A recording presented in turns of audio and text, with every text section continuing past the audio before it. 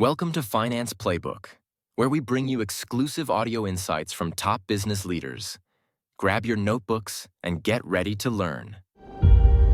You really want me on the team. What's your approach to recruiting? You want first place, come play with me. You want second place, go somewhere else.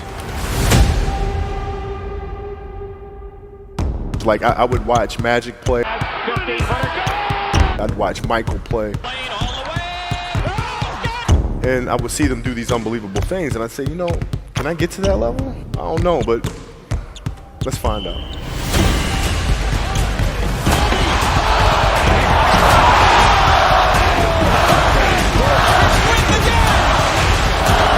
That's why he's the best player in the game.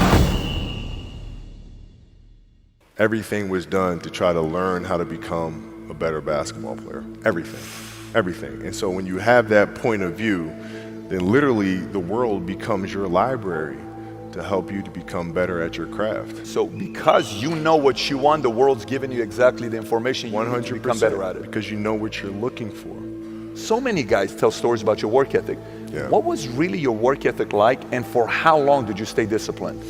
Well, I mean, every day. Since for 20 years. It was an everyday process, and trying to figure out strengths and weaknesses. For example, jumping ability. Man, my vertical was a 40, it wasn't a 46 or a 45. My hands are big, but they're not massive, right? So you got to figure out ways to strengthen them so your hands are strong enough to be able to palm a ball and do the things that you need to do. Quickness, I was quick, but not insanely quick. I was fast, but not ridiculously fast, right? So I had to rely on skill a lot more.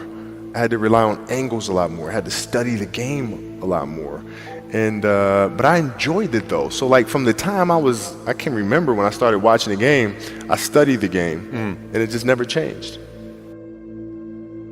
It's a good separation for me, emotionally, to be able to put myself in a place where at practice or when I'm training or during games, I switch my mind to something else. I switch my mode into something else, right? For me, it's the equivalent of Maximus, Decimus, Meridius, and Gladiator picking up the dirt, smelling the dirt. It's go time, right? So that was my mental switch. It was like an actor getting ready for a film. You got to put yourself in that cage. When you're in that cage, you are that character. And then when you leave there, it's something completely different. But when I'm in that cage, bro, don't touch me, don't talk to me. Just leave me alone. How did you get mentally and emotionally so strong where it doesn't bother you? Well, you got to look at the reality of the situation.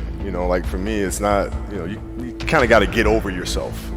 Like, it's not about you, man. Like, okay, you feel embarrassed. You're not that important. Like, get over yourself. That's where you go. Get over yourself, right? Like you're worried about how people may perceive you, and like you're walking around and it's embarrassing because you shot 5 air balls.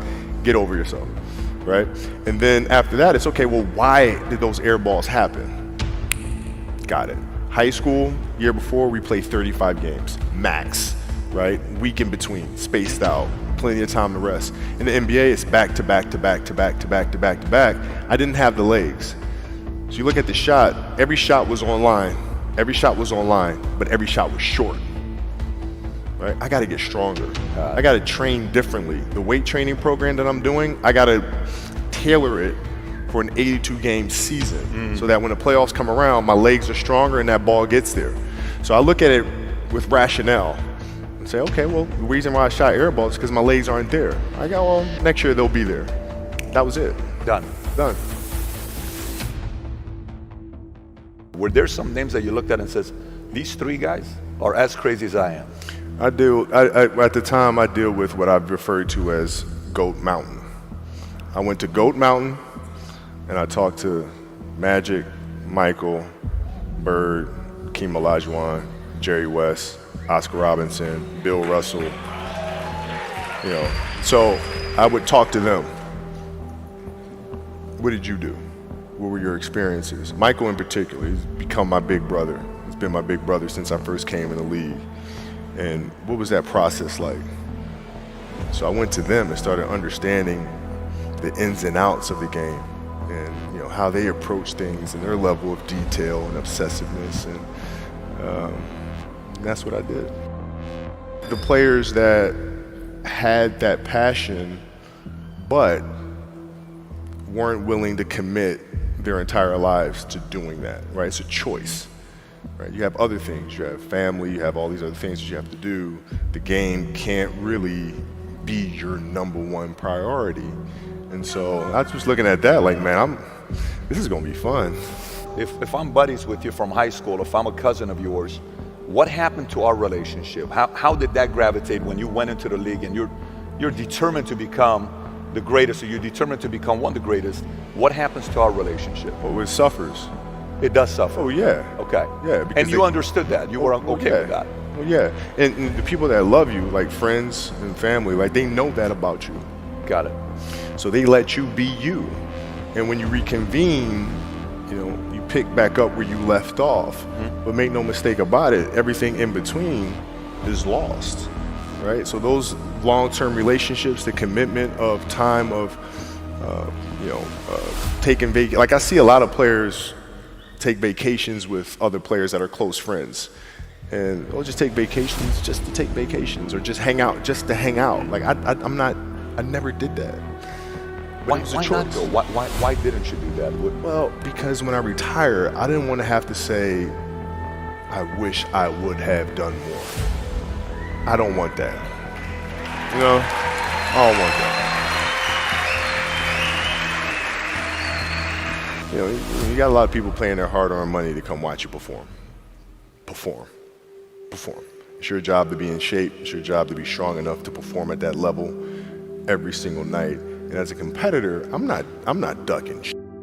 Like, it's not, oh my God, my back hurts, I'm sore, we got to play Vince Carter and Toronto Raptors tonight. We actually had this happen. We had a game against Toronto in 2000, and Vince was tearing the league up. My back was jacked. But like the perception of that, like what? Kobe's missing the game against Toronto and Vince Carter because my back was really spasming. But people will be like, what? Oh, he's ducking Vince. Excuse me? No, I don't think so. So I would be in the layup line like, okay, there's a lot of days where you can rest and recover. Today ain't one of them. Your back can bother you any other day. That shit ain't bothering me today. Wow. He gonna have to see me today. Yeah. Oh man. Yeah. If you're looking at a big investments you got to make, what is the decision-making process there? Do you call? Is there first you do your own research? You take this much time. You call an advisor. Is there a system you follow? It's pretty simple for me. It's do you understand the business? Is it a business that you can help in some form or fashion?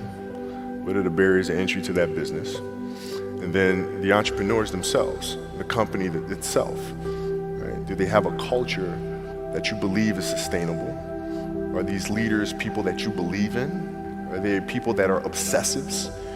And in turn, have they created a culture of obsessiveness? So I tend to look at those 4 factors, and that's it. That's big right there, by the way. I don't know if you guys caught that right there. That's pretty massive right there. Same determination. What's your current work schedule look like today? It's different because I personally am not writing every word of the novels. I am not animating the films. What I have to do now is make sure that the people that we bring in, these obsessives that we bring in, are challenging themselves to do the best job that they think they can do. That's what I'm there for, is for them to constantly look in the mirror and self-assess and challenge themselves. If we have a project and you're saying, okay, I can do that, that's not the project we want. The projects that say, I don't know if I can animate that. I don't know how to write that story. I don't know how to do that. Those are the things we want, because through that curiosity, you'll reach a level that you didn't think was possible. And so running the studio, that's what I'm doing.